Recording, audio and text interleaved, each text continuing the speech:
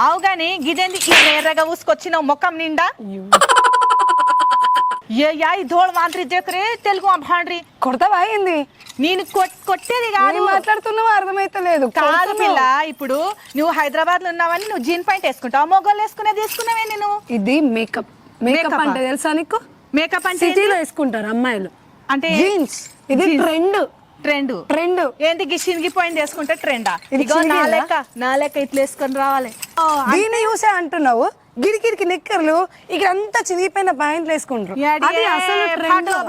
कतेरी को फाड़ फाड़तानी से और धनी जो कौन है रच गई वो